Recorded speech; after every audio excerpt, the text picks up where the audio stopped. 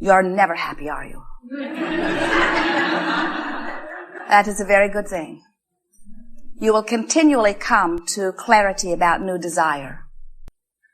You will continually come to new awareness that your desires will be eternally amended.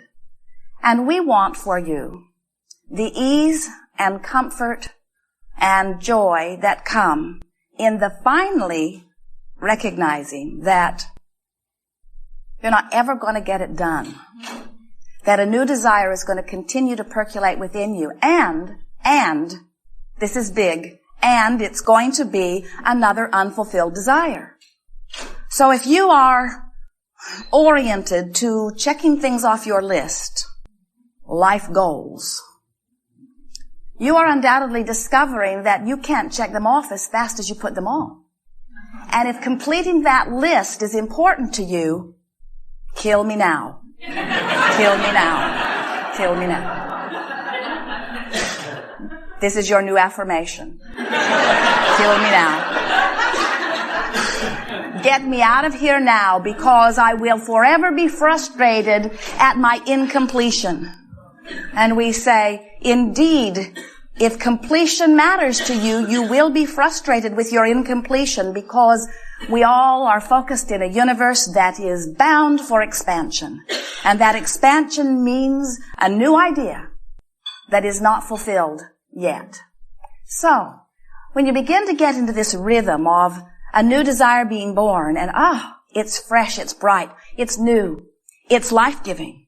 And while it has not been manifested, it is breathing life into you. And so, as you joyfully anticipate it, and joyfully discover it, and joyfully peruse it, and joyfully anticipate it, that is the key word, and joyfully allow it, and then allow the manifestation around it, and then enjoy the new stance that you arrive at, and then enjoy the new set of contrasting experiences that give birth to yet another new desire, another new incomplete desire.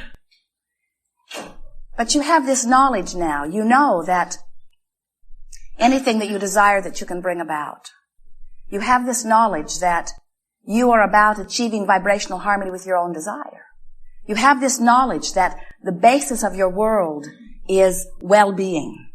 And so you don't stand as you may have once stood, or as some now stand, in a sort of panicked feeling of incompletion of something important. Instead, you understand that everything is coming to you, and that there is no rush in any of it, and that well-being is the basis of all things, and that your work is to relax into that knowledge of well-being, and then allow this magical, it isn't magic, it seems like magic, especially when you first begin to allow it, allow this seemingly magical, universal response to you. It is so delicious when you finally understand that you are the center of your universe, and that all that you know as source is aware of you. And that when contrast or variety, whatever you want to call this mix of opportunity, when contrast inspires you to a preference, soft or big, that all that is hears it immediately and responds to it.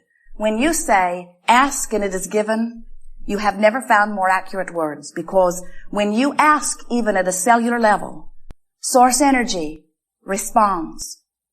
Sometimes our physical friends don't know that, because they feel like they've been asking all over the place. They feel as if they've been asking, and there are all kinds of things that they're either asking to leave them or asking to come to them, and it feels to them that they are not coming or they are not going. And we say, oh, your request has been answered. And if you are not living it already, then you must not, then you must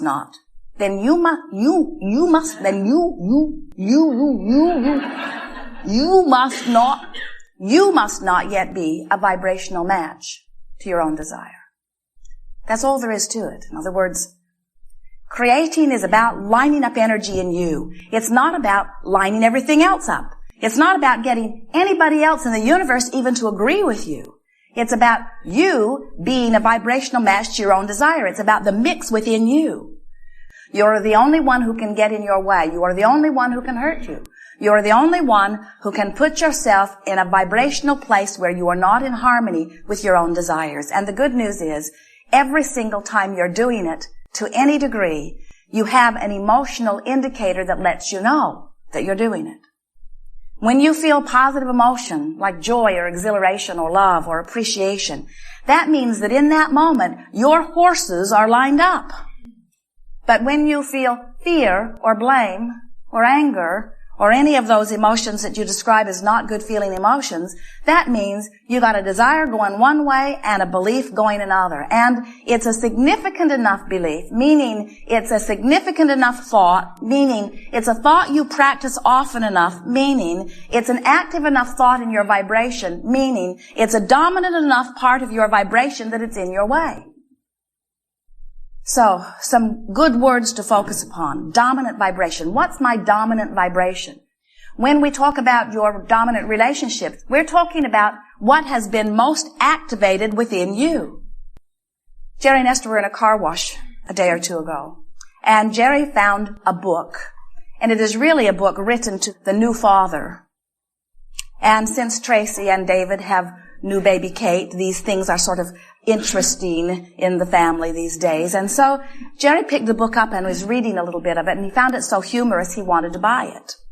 So over the next few days, the book is very cleverly written. It talks about what to expect the first month from the baby, and what to expect in the first month from the baby's mother, and then the second month, and then the third month, and then the fourth month, and so on. These are things that she is complaining about. What is mother most complaining about? Number 1 is exhaustion. Number 2 is you. And then down this list of endless things, and they're very humorous things. Esther and Jerry laughed and laughed and laughed and laughed and laughed as they are reading this book. And then, this morning, Esther said to Jerry, I know this sounds crazy, but I think you activated complaining in me. Just playfully toying with all of these things, because suddenly Esther's more aware that the air conditioning in her room is too cold, and then it's too hot, and then it's too cold, and then it's too hot, and then it's too cold. In other words, it's as if some underlying vibrations have been activated by this 2 hours of reading this book. They've been reading it while they've been driving, and we say, sure enough. In other words, you cannot turn your attention to something without activating a vibration within you. Now, Esther was upset about this. She said, I thought I was way past that. As if she had had some very precise surgery that had removed anything like that so that it could never be activated again. And we say, your thoughts are not like that. You don't have a storage cabinet full of thoughts that somebody opens a drawer and gets them out and presents them again. You are a transmitting and receiving mechanism, and every thought that has ever been thought by you or by anybody else is available to you. So when something causes you to get focused upon something and you activate within yourself a frequency, now you have access to those thoughts. And it's not that you've been dragging around negative beliefs. It is that you have developed, or you are developing, or today you are practicing vibrational tendencies that give you access to that. That's like getting in your car, setting your radio to 98.6, and then complaining that you're getting 98.6. I would much rather listen to other stations. Why is that the only station I get? And we say, push the button, change the focus, change the tuner transmitter, set it on a different signal. And so what we are saying to you is you're setting the signal every single time. And often you don't even mean to be doing it. Sometimes what is dominant within you was emphasized when you were 2. You observed it in the family or in the circumstances around you. And as it began, and you made no intention, conscious intention, to turn your attention otherwise, it began to be a pattern of vibration. And so, 2 words that we think would be valuable for you to focus upon. One is, what is my dominant vibration relative to the subject of dollars? Freedom or bondage? What is my dominant vibration relative to my body? Am I in love with it or do I hate it? Do I trust it or does it scare me? What is my dominant vibration relative to my mother or my sister or my brother or the children in the campground next to me? What am I today activating in them? Last night, as Jerry and Esther sat at a restaurant, they were very glad to be there, and they'd rushed to make their reservation time, and they sort of slipped into their seat and were just in the process of relaxing into the comfort of their space. And their server was late coming to work, so someone else took their drink order. And then a woman came to their table, obviously the one who had been assigned to them, and she was sort of abrupt, and Jerry and Esther did not really notice it because they were involved in conversation about some fixtures they are choosing for a bathroom in Texas. And Esther had the book spread out across the table, and then the woman came back with their salads, and she was really upset that Esther's book was in the way. And she said, "Excuse me," as if, "What do you think you're doing, looking at a book in a restaurant?" And Esther said, "Just set it over there." So the games began.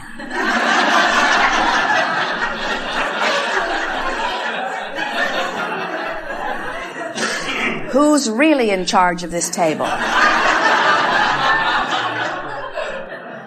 And then the woman walked away, and Esther had a knot in her stomach. And Esther said, "Remember yesterday when we were talking to Sabrina? And she said that she knew someone who was grouchy, a bank teller or someone. And she just envisioned them joyful, sparkling, different. And for her, he became that." Esther said, "We used to play this game a lot. Let's play it again." So Esther said, "Let's talk about our server, who is clearly a very responsible woman, who wants very much to do a good job, who undoubtedly has a very broad life beyond this, who must be very good at what she does to even be here. She's in the process right now of settling into her day, as we all must do, and she's in that transitioning stage. And so here she is, beginning to remember why she's here in this restaurant, interacting with us. She's really a beautiful girl. She obviously cares very much about herself. It's important to her how she relates to others. I bet she has a beautiful smile. Her eyes are magnificent. I think we'll have a very good time here tonight."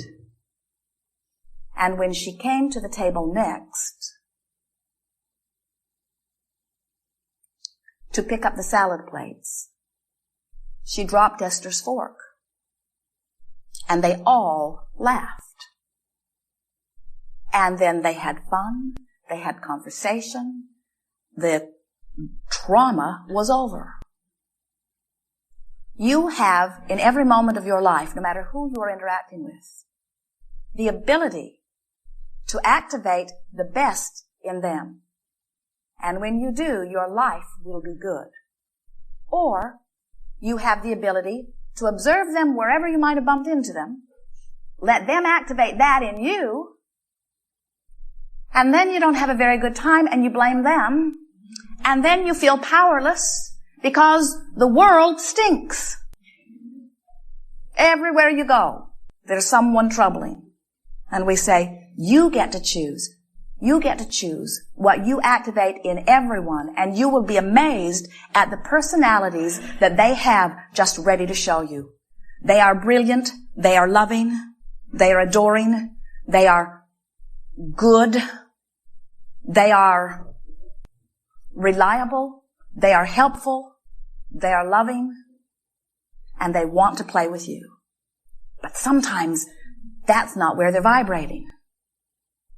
And it really is your job, if they're in your world, to do something about that.